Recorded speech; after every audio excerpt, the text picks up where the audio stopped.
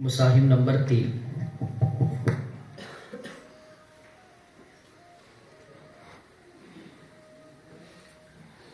الحمد لله نحمده ونستعينه الحمد لله وكفى وسلام على عباده الذين اصطفى أما بعد فأعوذ بالله من الشيطان الرجيم بسم الله الرحمن الرحيم يا أيها الذين آمنوا لا تتبعوا خطوات الشيطان ومن يتبع خطوات الشيطان فإنه يأمر بالفحشاء والمنكر صدق الله العظيم۔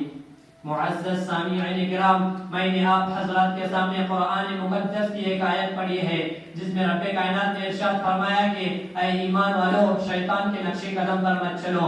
جو شخص شیطان کے نقش قدم پر چلے گا تو شیطان اس کو بے حیائی اور برائی کا حکم دے گا۔ ملت اسلامیہ کے نوجوانوں، آج کی اس محفل میں اور آج کے اس مبارک اجلاس میں میری تقریر کا موضوع آج کا بگڑا ہوا معاشرہ اور ہماری ذمہ داریاں ہیں۔ بارگاہ عزی میں دعا کیجئے کہ خالق کائنات مجھے صحیح بات کہنے اور پورے امت مسلمہ کو اس پر عمل کرنے کی توفیق عطا فرمائے۔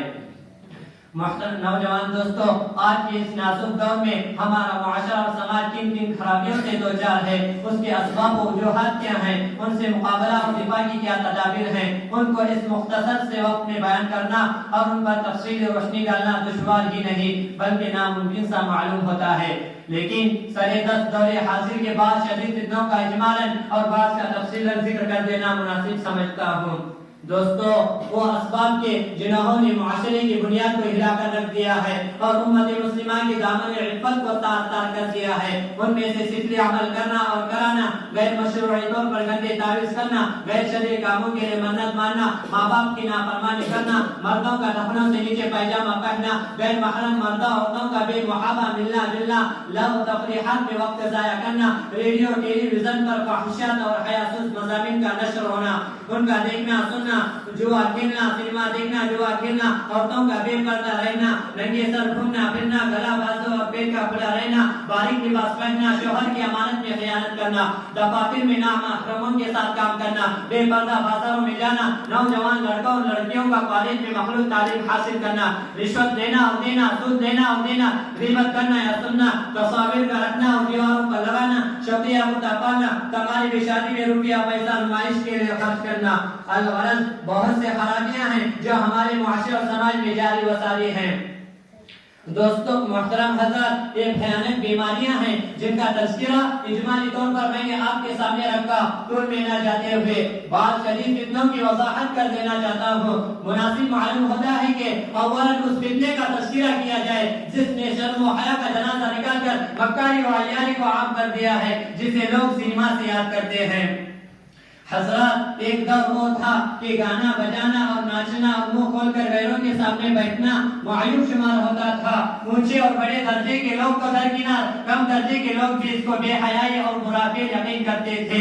کیا کسی کی شرم و غیرت اس بات کی اجازت دے سکتی تھی کہ اس کی بہو بیٹی غیروں کے سامنے ناچے اور گائے؟ کیا یہ ممکن تھا کہ ناچ گانوں کی محفل میں اپنے عورتوں کو غیر مردوں کے سامنے بے پردہ بٹھا دیا جائے؟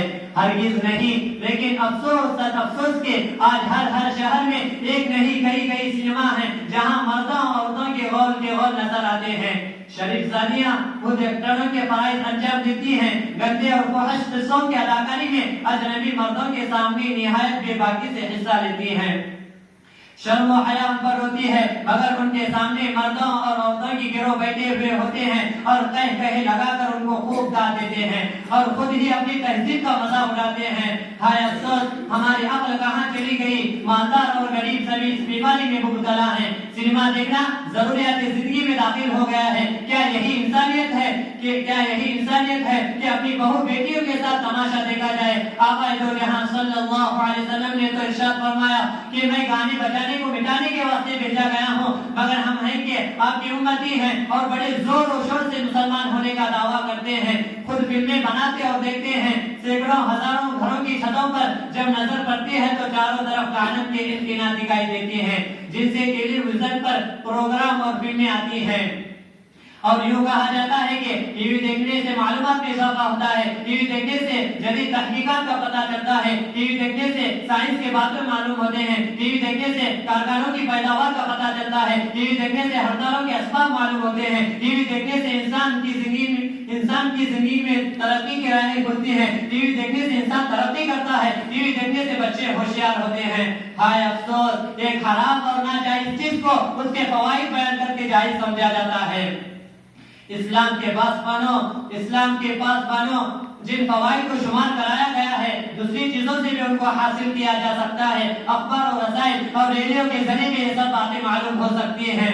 یاد رکھیے، ٹیلی ویژن وہ خطرناک شے ہے جس کے ذریعے عورتوں، مردوں، بچوں اور بڑوں کے اخلاق خراب ہوتے ہیں۔ بے حیائی کیسی غالب ہوتی ہے، معاشرہ کس قدر تباہ و برباد ہوتا ہے۔ خاندان کے تمام افراد، ماں باپ اور سب اولاد بے حیائی کا معائنہ کرتے ہیں۔ شرم و حیا جاتی رہتی ہے، ایک دوسرے کو مارنے اور قتل کرنے کے واقعات بھی پیش آتے ہیں۔ اس میں فحاشی، عریانیت اور شہوت انگیز مناظرے کی کثرت ہوتی ہے۔ ماں باپ، بہو بہن، بیٹیاں سب ہی ہوتے ہیں اور سب ہی خوب شوق سے دیکھتے ہیں۔ کیا آپ کا ضمیر اس بات کو گوارا کر سکتا ہے کہ ماں باپ، بیٹا بیٹی، ساس اور داماد ایک جگہ مل کر بیٹھے ہو اور سامنے دوست و کنار، چوما چاٹی، لپٹا چپٹی ہو رہی ہو؟ یقیناً باعزت انسان اس کو کبھی گوارا نہیں کر سکتا۔ محترم حضرات، ہفتہ روزہ ختم نبوت پاکستان نے اپنے شمارہ 5 جلد 6 میں بڑا دردناک واقعہ بیان کیا ہے۔ واقعہ یوں ہے کہ رمضان المبارک کی بات ہے، افطاری سے کچھ دیر پہلے ماں اپنی بیٹی سے کہتی ہے کہ آؤ افطاری کی تیاری میں میرا ہاتھ بٹاؤ۔ بیٹی جواب دیتی ہے کہ امی جان، مجھے تو ٹی وی پروگرام دیکھنا ہے، اس کو دیکھنے کے بعد کام کروں گی۔ یہ کہہ کر بیٹی چھت پر چلی جاتی ہے۔ کمرے میں ٹی وی رکھا ہوتا ہے، ماں کے ڈر سے بیٹی دروازہ بند کر لیتی ہے۔ ادھر ماں بیٹی کو آواز پر آواز دیتی ہے مگر وہ ایک نہیں سنتی۔ کافی وقت گزر جاتا ہے، گھر میں سب مرد بھی آ جاتے ہیں، افطاری سے بھی فراغت ہو جاتی ہے مگر بیٹی کمرے سے باہر نہیں نکلتی۔ اندر سے کوئی آواز، ماں دروازہ کھٹکھٹاتی ہے، اندر سے کوئی آواز نہیں آتی۔ ماں کا دل ڈر جاتا ہے، اس کے باپ اور بھائیوں کو بلاتی ہے، وہ سب حاضر ہوتے ہیں اور دروازے کو توڑ دیتے ہیں۔ کمرے کے اندر داخل ہوتے ہیں، دیکھتے کیا ہے کہ لڑکی زمین پر اوندھی پڑی ہوتی ہے اور مر چکی ہوتی ہے، اور سب کے سب اس کو زمین سے اٹھا کر تھک جاتے ہیں مگر وہ نہیں اٹھتی۔ اچانک کسی کے ذہن میں ایک بات آتی ہے کہ ٹی وی کو اٹھایا جاتا ہے تو لڑکی بھی اٹھتی ہے۔ بس پھر یہ ہوتا ہے کہ ٹی وی کو اٹھایا جاتا ہے تو لڑکی بھی اٹھتی ہے، ورنہ کوئی اس کو اٹھا نہیں سکتا۔ آخرکار ٹی وی سمیت لڑکی کو بھی اٹھایا جاتا ہے، اس کو نیچے لاتے ہیں، غسل دیا جاتا ہے، کفن پہنایا جاتا ہے، چارپائی پر لٹایا جاتا ہے۔ اس کے بعد چارپائی کو اٹھایا جاتا ہے مگر وہ نہیں اٹھتی۔ پھر وہی تدبیر برویکار لائی جاتی ہے کہ ٹی وی کو اٹھا کر قبرستان لے جاتے ہیں، لڑکی کو دفن کر دیا جاتا ہے۔ ٹی وی کو گھر لانا چاہتے ہیں، جو ہی ٹی وی اٹھاتے ہیں تو لڑکی قبر سے باہر آ پڑتی ہے۔ دوبارہ لڑکی کو دفن کر دیا جاتا ہے، ٹی وی کو اٹھانا چاہتے ہیں، میت دوبارہ قبر سے باہر آ جاتی ہے۔ اب تو سب کے سب حیران ہیں، پریشانی کا عالم ہے، ہر تدبیر ناکام ہے۔ آخرکار ٹی وی سمیت لڑکی کو قبر میں دفن کر دیا جاتا ہے۔ دوستو، جگر پر ہاتھ رکھ کر فیصلہ کریں کہ اس لڑکی کا انجام کیا ہوا ہوگا۔ ایک نہیں متعدد واقعات اس طرح کے رونما ہو چکے ہیں جو ہم سب کے واسطے عبرت کا پیغام ہے۔ یہ واقعات ہمیں یہ بتا دینا چاہتی ہے کہ ٹی وی انسانیت کی دشمن ہے، ٹی وی فحاشی عریانیت ہے، ٹی وی تباہی و بربادی ہے، ٹی وی سے عیاری و مکاری بہتی ہے، ٹی وی سے زناکاری و بدکاری عام ہوتی ہے، ٹی وی سے شرم و حیا کا جنازہ نکلتا ہے، ٹی وی سے بھیانک جرائم کا بازار گرم ہوتا ہے، ٹی وی سے معصیت و نافرمانی کا باب کھلتا ہے، ٹی وی سے دنیا و آخرت دونوں تباہ و برباد ہوتی ہیں، ٹی وی سے خدا اور اس کا رسول ناراض ہوتا ہے۔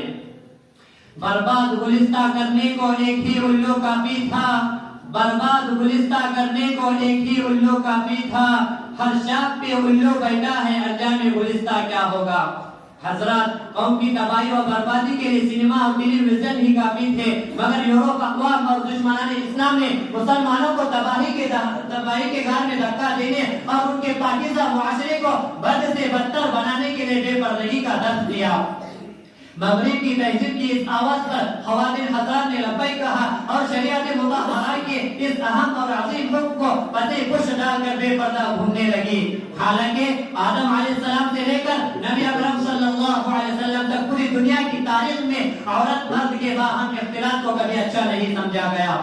موسیٰ علیہ السلام نے جب مدین کا سفر کیا تو جو عورتیں کنویں پر الگ کھڑی تھی اس کی وجہ بھی یہی بتلائی گئی ہے کہ انہوں نے مردوں کے ہجوم میں گھسنا پسند نہیں کیا۔ پردے کا حکم نازل ہونے سے پہلے ترمذی شریف کے روایت کے مطابق زینب بنت جحش رضی اللہ عنہا اپنا چہرہ دیوار کی طرف کیے ہوئے بیٹھی تھی، جس سے پتہ چلتا ہے کہ پردے کا حکم نازل ہونے سے پہلے مردوں اور عورتوں میں جو شریف خاندان سے تعلق رکھتے تھے بے تکلف ملاقات کا رواج نہ تھا۔ قرآن پاک میں جو زمانے جاہلیت کی عورتوں کی بے پردگی کا تذکرہ ہے وہ آوارہ اور لونڈیوں کے بارے میں ہے۔ زندگی کے ہر شعبے میں عورتوں کو ساتھ رکھنا یورپ اقوام کی پیداوار ہے۔ یورپ اقوام کا یہ حال اور یہ عمل پہلے نہ تھا بلکہ ماضی سے ہٹ کر بعد کی پیداوار ہے۔ پیارے دوستو، شریعت مطہرہ نے پردے کے فوائد اور بے پردگی کے نقصانات کو سامنے رکھ کر پردے کا حکم دیا ہے۔ چنانچہ تجربہ شاہد ہے کہ پردے سے دینی اور دنیاوی فائدے ہیں اور بے پردگی سے بے شمار نقصانات ہیں۔ بے پردگی سے معاشرہ اور خاندان کی بنیاد رکھ دیتی ہے۔ بے پردگی سے ذہنی، جسمانی اور اخلاقی قوتوں کو فنا کرنے کا آلہ ہے۔ بے پردگی سے دلوں کی پاکیزگی ختم ہوتی ہے۔ بے پردگی سے بھیانک نتائج سامنے آتے ہیں۔ بے پردگی سے فتنہ و فساد کا دروازہ کھلتا ہے۔ بے پردگی سے عیاری و مکاری، زناکاری و بدکاری عام ہوتی ہے، جس کی زندہ مثال یورپ اقوام میں موجود ہے کہ ہر سال بے شمار عورتیں ناجائز اور حرام اولاد کو جنم دیتی ہیں۔ بے پردگی سے عورتوں کی حیا جاتی رہتی ہے۔ بے پردگی سے مردوں کے دل و دماغ میں برے وساوس اور گندے خیالات پیدا ہوتے ہیں۔ بے پردگی سے زندگی کے ہر شعبے میں بد انتظامی، بد اخلاقی اور بے حیائی جیسی مہلک بیماریاں وجود میں آتی ہیں۔ نیز سب سے بڑھ کر شریعت اسلامیہ کا حکم ٹوٹتا ہے، اللہ اور اس کا رسول ناراض ہوتا ہے۔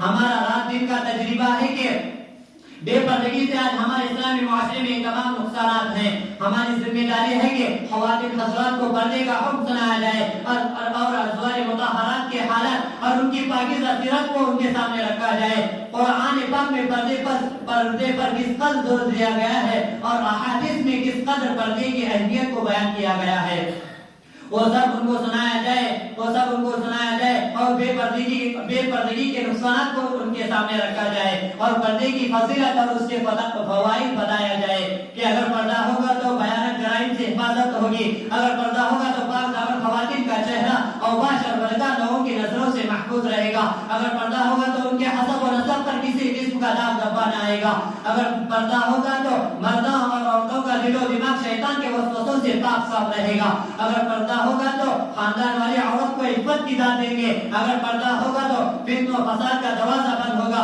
اگر پردہ ہوگا تو ذہنی جسمانی قوتوں میں اضافہ ہوگا، اگر پردہ ہوگا تو عورتوں کی حیا باقی رہے گی، اگر پردہ ہوگا تو شریعت کے حکم پر عمل ہوگا، اگر پردہ ہوگا تو آخر میں نجات کا سامان ہوگا۔ محترم حضرات، آج کے پرفتن اور پرآشوب دور میں چاروں طرف فساد کا ماحول ہے، برائیاں عام ہوتی چلی جا رہی ہیں، چاروں طرف شیطانی جال پھیلے ہوئے ہیں، در و دیوار سے گانے بجانے کی شیطانی آواز فضا میں تعفن پیدا کر رہی ہے۔ شیطان رجیم انسانیت کو تباہی کے دہانے پر کھڑا کرنے کے لیے تن من دھن کی بازی لگا رہا ہے۔ سینما ہال فواحشہ سے مزین ہے، عورتیں بن سور کر کھلے مہار سڑکوں پر گھوم رہی ہے، بدنظری عام ہے، زناکاری و بدکاری اور لواطت جیسے بھیانک جرائم کی طرف میلان ہے۔ دکانوں، مکانوں، صحراؤں و بیابانوں میں احکام شریعت کا جنازہ نکل رہا ہے۔ باطل و گمراہ فرقے مسلمانوں کے عقائد پر ڈاکہ زنی کی کوشش کر رہی ہیں۔ الغرض بے حیائی اور برائیوں کا بازار گرم ہے۔ خدا تعالیٰ سے دعا ہے کہ ہمارے معاشرے میں جو خرابیاں پیدا ہو گئی ہے ان کو دور فرمائے اور ہم سب کو اسلامی معاشرہ نصیب فرمائے اور ہمیں اپنی ذمہ داریوں کا احساس کرنے کی توفیق عطا فرمائے۔ آمین ثم آمین، وآخر دعوانا الحمد للہ رب العالمین۔